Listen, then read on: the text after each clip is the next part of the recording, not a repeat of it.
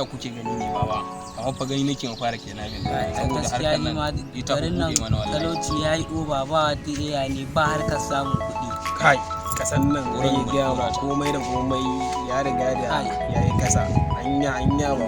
akwai wani yaro dan gidan mal'una sabalu ma bad shi ya za a yi ya kamata mu sace shi mu wuce da shi kuran wannan shawara kuma ta yi wallahi abokan wallahi ya kamata mu samu harkar kirangi dan fara kaga yanzu garin gaba ɗaya ya kone ba harka ba komai ba kuɗi gaskiya ya kamata ku fa a samu harkar na wallahi ka san ya za a yi a'a abokan harka kawai za mu kai yanzu ma kawai gaskiya ko da halin ka ka fara harka saboda kaga ajiyuna ba kuɗi gaba ɗaya ba kuɗi yanzu ai ni ma do the same kina kawai mu shiga garin nan mu je mu nemi inda za a fara harka gaskiya kuma kawai dole kai ka san an samu wallahi haka yake lafiya baba ya akai baba ka sarara babos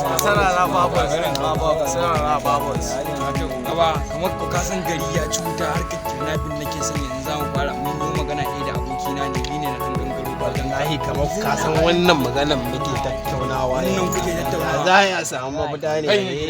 shi ne mafita wallahi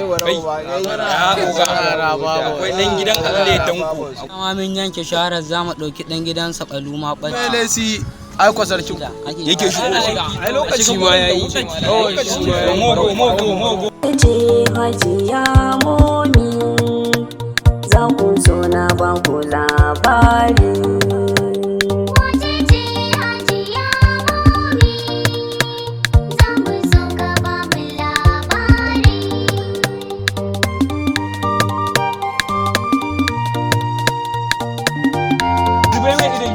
rufe mai ido idan wasu wando kuwa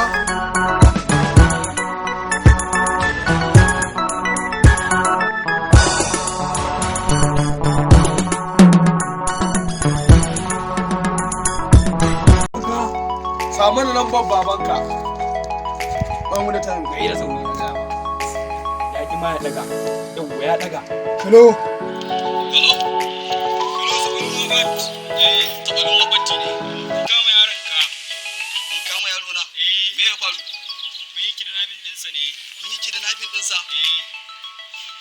yanzu me kuke so ya muku yawa za ka bada 1,500 ne 1,500 to ai kawai ina ganin abin da za a yi kawai ku kashe yaron nan ku kashe shi ku kashe shi zai fi sauki ku kashe shi ni dai ba ni da 1,500 to shi kenan ku yi magana sai ka sake kira na hello mai gidan nashi ne kun kashe shi babanka ya ce mu kashe ka dan Allah ku bani wallahi na da wani canji a jiki kana da yan canji a jikin ka nawa ne 200 ce Kauta bani kawo ta ko su gara kawo ta mafi wani dan